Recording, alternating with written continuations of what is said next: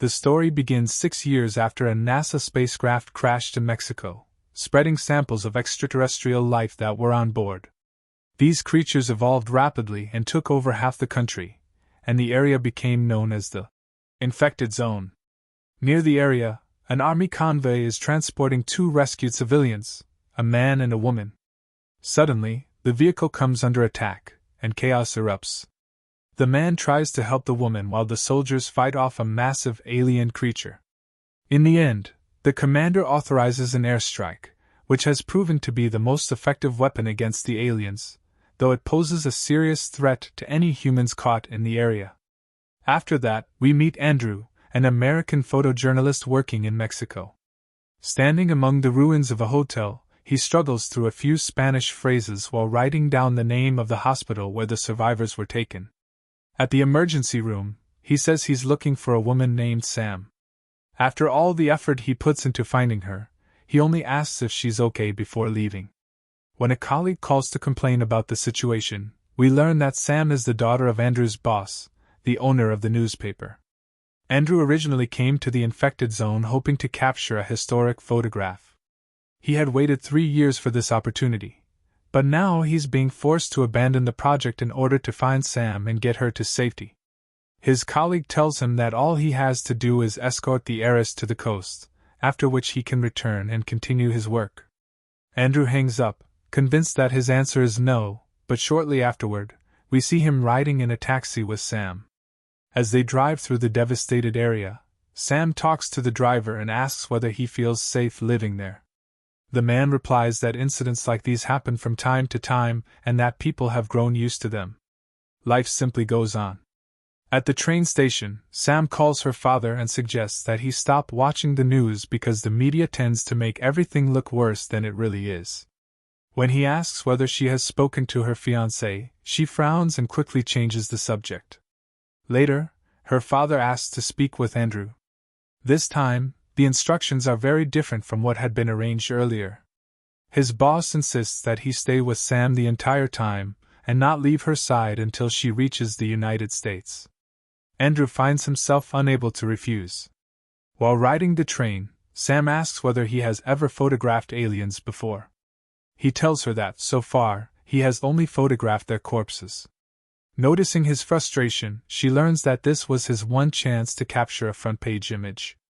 Around midnight, an announcement informs the passengers that there is a problem on the tracks ahead, and that the train must return to its departure point.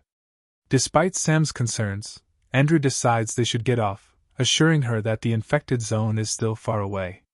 Once the train leaves, Sam becomes nervous about being stranded in the middle of the desert. The two eventually find a nearby house and ask for help from a woman named Rosita. She shows them their location on a map and explains that they are still about 60 miles from the coast. Because of the alien threat, no one travels through the area at night, making it nearly impossible to find transportation. Rosita also tells them that the Navy plans to shut down the coast in 2 days. If Sam doesn't make it there before then, she could be stuck in Mexico for at least 6 months. Since there is nothing they can do that night, they accept Rosita's invitation and stay with her family. They share dinner together and spend time with the children. On television, they see how normalized the situation has become. One cartoon even features a friendly alien character teaching people how to wear gas masks during airstrikes. Later, the news reports that the new U.S. president has doubled security measures along the newly built border wall designed to keep the alien creatures south of the border. The next morning, Andrew and Sam continue their journey and hitch a ride on a truck heading toward the bus station. The tension between them begins to fade as Sam realizes that Andrew genuinely cares about people's lives and isn't simply chasing tragedies for photographs. Along the way, signs indicate that they are getting closer to the infected zone. When they arrive at the port, Sam grows worried about the heavy military presence and fears they may not be able to cross in time. Andrew points out that some boats are still operating and explains that the patrols are routine because the infected zone lies just beyond the wall. The two then begin searching for a way to purchase tickets. When they discover the outrageous prices, they try to negotiate. After Sam shows her passport, the ticket seller compliments her photo but refuses to lower the price, making it clear that Americans receive no special treatment.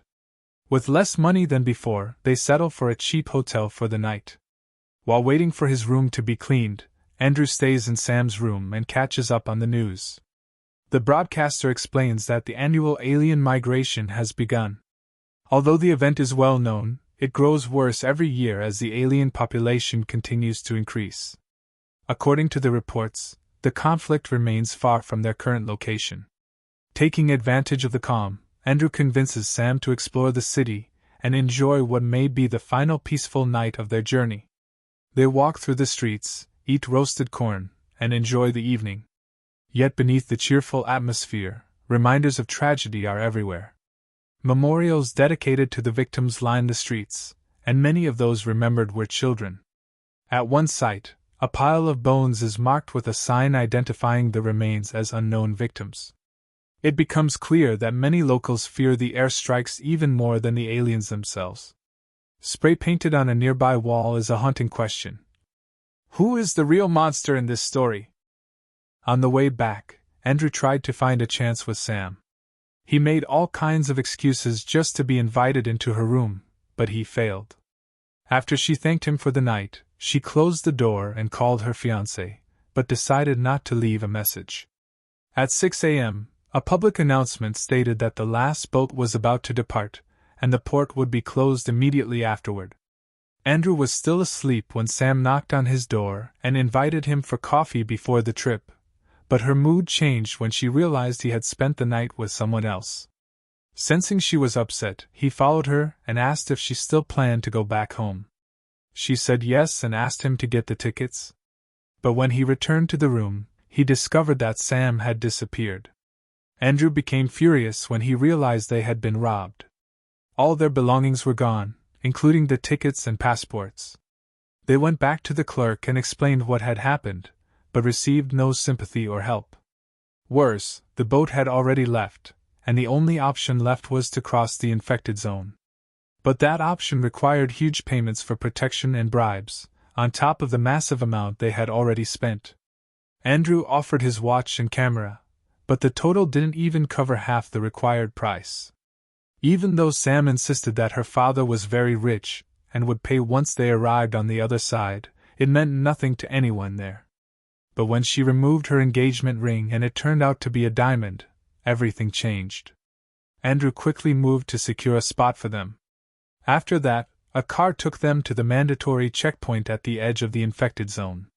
The lack of passports was a serious problem until a specific officer showed up willing to look the other way in exchange for a bribe. They were allowed to enter the infected zone. A middleman arranged their trip with a man named Juan, who agreed to take them to the American border but warned he couldn't help them once they got there. The middleman did not pass this information on to the other travelers, and also clearly overpacked the boat to get more profit. Andrew sensed something was off and noticed there were no other real options. With no alternative, they boarded the boat with Juan, his assistant, and Carlos. The first part of the journey took hours, then Juan stopped inside the forest to refuel. Suddenly, deep and strange sounds echoed from the trees, putting everyone on high alert. Sam was curious, but Andrew insisted she get back on the boat quickly, and they continued. Shortly after, the engine suddenly exploded and the boat stopped. Carlos and Juan immediately tried to repair it, as night was approaching fast. When darkness fell, the boat was still stranded, and the strange sounds returned, weaker than before. Carlos suddenly said he had seen something. Everyone pointed their flashlights in the same direction. Something was moving on the surface of the river, approaching fast. Sam became terrified and annoyed that Andrew was filming, but he justified it by saying nothing could be done anyway. As it came closer, it was revealed to be part of an airplane wing. Red flashing lights appeared beneath it along with strange noises. They all watched in tense silence until two giant octopus-like creatures wrapped around the plane and dragged it underwater. Carlos rushed to continue repairs while Juan quickly moved the boat away. In the morning, a group of armed men was waiting on the riverbank. When the boat arrived, Andrew asked what was going on, and Juan said they were his friends and would continue the journey on foot. Andrew and Sam did not accept this change, especially after seeing the heavy weapons the new guides were carrying. Sam translated everything from Spanish for Andrew. The group was ordered to move quickly before dark, but the leader suddenly signaled everyone to stop and stay silent. A sound was coming from deep in the forest. After tension built up, one man said it was a false alarm and only a lost cow. Another day passed, and by evening Andrew and Sam had started to blend in with the new guides. The group made a campfire in the middle of the forest to spend the night. Andrew asked when they would leave the next day, and they were told they would wait for another family to join them. While talking about photos and current events, the Mexicans mocked the American president's efforts, saying it was impossible to control nature in that way. Since living in the region, the group had become used to the alien creatures. They had learned their habits and how to avoid danger, but they also explained that the creatures became more aggressive and unpredictable when attacked by the U.S. military. Andrew was shocked to learn that chemical weapons were being used in the area. A Mexican man named Miguel then spoke to him in English, explaining that the chemical attacks were targeting the forest trees themselves, which were all infected. When Andrew didn't understand, Miguel used a flashlight and led him and Sam to a tree. There, they saw dozens of small creatures wrapped around the trunk, emitting the same strange red glow, and reacting to human presence. Miguel explained that these creatures cling to trees as they mature and grow. After that, it goes to him in order to reproduce. Now Sam and Andrew finally understand who the real enemy is that the authorities are trying to fight at any cost. One of the guides stayed awake, watching over the camp while everyone else slept around the fire. In the middle of the night, someone began issuing warnings over the radio, and everyone woke up. Some of the Mexicans thought it was the family that hadn't arrived yet, but there was no time to wait. Andrew also couldn't find his camera. The group split into several vehicles and moved out on high alert, stopping at any sign of danger. When Andrew saw everyone putting on gas masks, he went to them asking for at least one for Sam, but they were too frightened to listen. Miguel told everyone to stay quiet, and at that moment he saw the people in the front vehicle running back as if they had witnessed something terrifying. Suddenly, a giant alien octopus appeared and lifted the vehicle into the air like it was a toy. Everyone was completely shocked. Then the vehicle was thrown down from above and almost landed on them. Andrew and Sam got out of the car, and everyone began attacking the creature, but the two of them didn't have the courage to run with them. They hid in the back seat, hoping the monster would ignore them. It would have been a perfect opportunity for Andrew if he still had his camera, as the creature passed right beside him before swallowing the other vehicle. Miraculously, the car they were in escaped the confrontation. The vehicle kept moving until dawn. While checking the area, Andrew saw one of the vehicles stuck high in a tree and found the guides dead. He tried to stay calm, then took a camera and a gas mask from the corpses. Sam was worried about the delay, and followed him. Together, they found the family's vehicle that was supposed to have arrived. They were shocked by the horrific scene, and Andrew covered one of the children with a blanket. Then they continued the journey with no escorts or transport. They walked all day until they came across a pyramid of the famous Mexican pyramids, and decided to climb it. From the top of the pyramid, the U.S. border wall looked terrifying. Sam began to cry, realizing that life on the other side was completely different, where people were safe from the creatures. They decided to spend the night on top of the pyramid and continue walking at sunrise. When they finally reached the border, no one was there to check whether they could cross or not. Andrew felt that something was very strange, and this feeling grew stronger as they walked through empty streets and buildings destroyed by airstrikes. When they saw planes flying over Texas, they put on their masks as a precaution. Andrew then showed Sam a massive destroyed creature lying on a house, confirming their suspicion that the creatures had finally crossed the wall. Sam was afraid to get closer, but Andrew assured her there was no immediate danger. When he entered the house to film the corpse, Sam searched for survivors, but with no hope. Then they heard a strange sound, but it wasn't alien, it was the sound of unlubricated wheels moving. When they went to investigate, they saw a woman talking to herself while pushing a cart full of belongings. Her face was dirty, and she seemed mentally unstable. She responded to Sam's questions by mimicking a goose sound and then continued pushing her cart through the city. Sam mentioned that an evacuation had taken place a few days earlier. Following signals, they reached a brightly lit gas station that seemed almost too perfect to be real.